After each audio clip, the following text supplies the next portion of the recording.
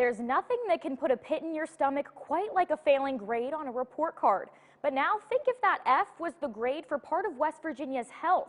Before you go and think, here we go again, ranked the worst in something else, this isn't so much about the grades, it's about how to fix them. And as 7 News anchor Katherine Guyon found out, there could be some solutions at the state level.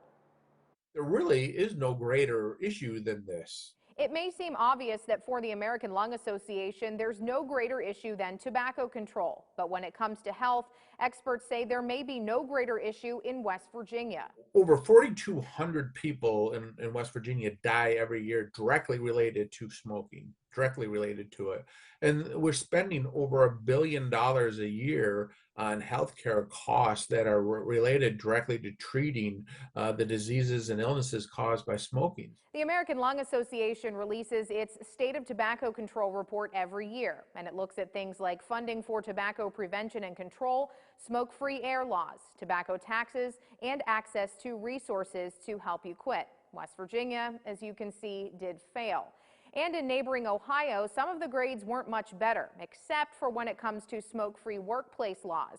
But rather than focus on what's wrong, how can we make it right? Take funding prevention and control programs, for example. The state is receiving over $232 million a year in funding that's coming from tobacco, whether it be from tobacco taxes, from tobacco settlement funds. But Fletcher says West Virginia only spends $1.6 million on tobacco prevention, much less than what the CDC recommends. Raising taxes can help keep people, especially young people, from using those products, and can help be the factor that convinces people to finally quit and to stop. While higher taxes typically aren't a good thing, they are in this case. Both West Virginia and Ohio tax less than $2.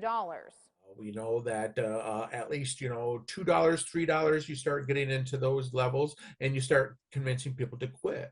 Also of great concern in both states is the lack of regulation on selling flavored tobacco products.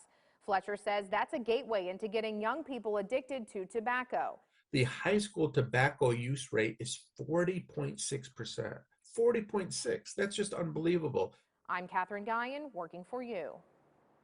Katherine, thanks. The American Lung Association did praise Ohio's Indoor Clean Air Act that reduces secondhand smoke exposure in the workplace and in bars and restaurants. West Virginia does not have those types of restrictions.